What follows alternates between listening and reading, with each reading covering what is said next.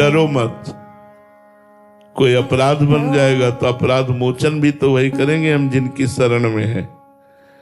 हमको तत्काल इस विषय पर कदम उठाना चाहिए कि हम कल जिए कि न जिए, शाम तक श्वास रहे कि न रहे, लेकिन यदि हम गुरुमुख हो गए, गुरु की शरण में हो गए और उनके बताए हुए नियमों के अनुसार कुछ भी चल पाए तो हमारा मंगल हो जाएगा। हमारे गुरुजी हमें नरक जाने से बचा लेंगे, हमारे गुरुजी हमारा कल्याण कर देंगे, हमारा मंगल कर देंगे।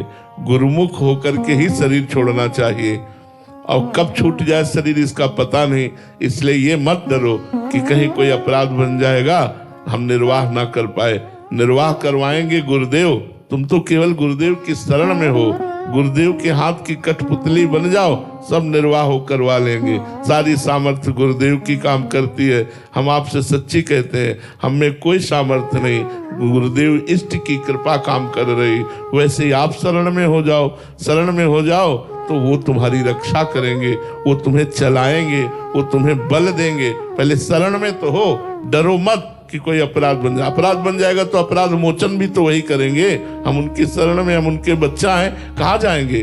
अगर माँ की गोद में बच्चा शौच कर देता है तो कोई अपराध माना जाता है क्या? क्योंकि वो बच्चा है तो हम बच्चे ही हैं, हम गुरुदेव के सामने बच्चे ही हैं। यदि हमारे द्वारा कोई त्रुटि हो जाती है, गलती हो जाती है, तो गुरुदेव इतने कृपा सिंधु हैं कि वो मानते ही नहीं, वो कृपा करके क्षमा कर देते हैं। इसलिए आप गुरुदेव की शरण में होइए, समय नष्ट मत कीजिए, साधना में लगिए।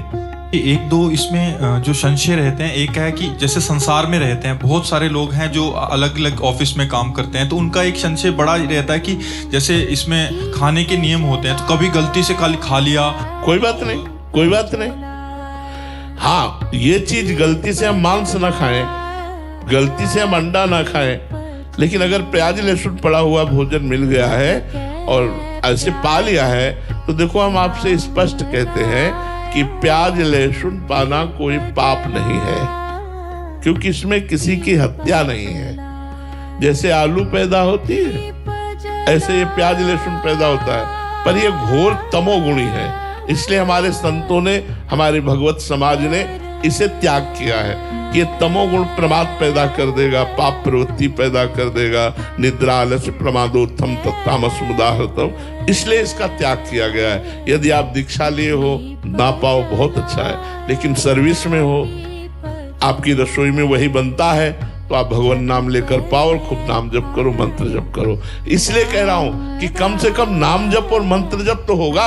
आप उसके लिए कि जब हम प्याज लहसुन छोड़ेंगे तब हम नाम जप करेंगे, तो पता नहीं हम जिए कि ना जिए।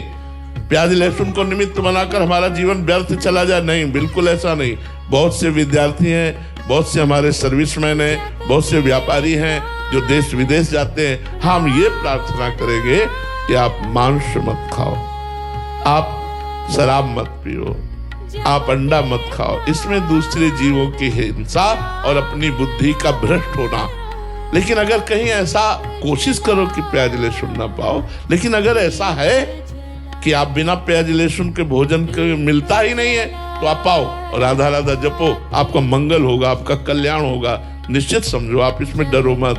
दूसरा डर ये रहता है महाराज जी कि जैसे गुरु द्वारा कुछ नियम मिले जाते हैं, जैसे 11 माला करनी है, तो कभी छूट गया तो फिर बड़ा अपराध लग। देखो उसके नियम बताए। जैसे हम मान लो बोला कि 11 माला आपको करना है, अब आपके आज के 11 माला गए, अब कल बैठ के 22 माला जपने का टाइम नहीं है, तो 12 माला कर लो। 11 दिन 12 माला कर लो, हो गया। एक एक माला रोज बढ़ाते चले जाएंगे तो 11 माला का क्रम पूरा हो जाएगा। 2 माला बढ़ा दिया तो और कम हो जाएगा, 3 माला बढ़ा दिया तो और कम। हम इस तरह का जोड़ रखे। मानो 2 दिन हम 11 दूनी 22 माला जपना चाहिए, हम नहीं जप पाए। अब हम जपना जब शुरू करेंगे तो 22 को हम पूरा करेंगे। एक एक 2-2 माला रोज बढ़ा करके 22 संख्या को पूरा कर देंगे। गुरु आज्ञा पूरी हो गई। और जी एक और रहता है कि कभी 15 दिन हॉस्पिटल में रहना पड़ गया तो कितने पीछे छूट जाएंगे, फिर वो पूरा ही छूट जाएगा। नहीं, अस्वस्थ अवस्था में नियम का पालन ना होने पर उसे अपराध नहीं माना जाता। यदि आप बीमार हो, 20 दिन 25 दिन आपसे बिल्कुल भजन नहीं हुआ, तो वो आपका अपराध नहीं माना जाएगा, क्योंकि आप अस्वस्थ हैं। स्वस्थ अवस्था में। अब जैसे बेटी का ब्याह है, वो कार्यक्रम में फंसा हुआ है, वो 11 माला लेके थोड़ी बैठेगा, वहाँ तो बहुत से कार्यक्रम है, तो 2 दिन 3 दिन 4 दिन उत्सव संपन्न किया और एक एक माला रोज बढ़ा दिया, महीने में पूरा हो जाएगा। लेकिन अगर आप बीमार हैं तो आपका कोई अपराध नहीं, आप नाम जप कर सकते हैं, पड़े पड़े भगवत स्मरण कीजिए। वो नियम स्वस्थ पुरुष के लिए है, बीमार के लिए नहीं है।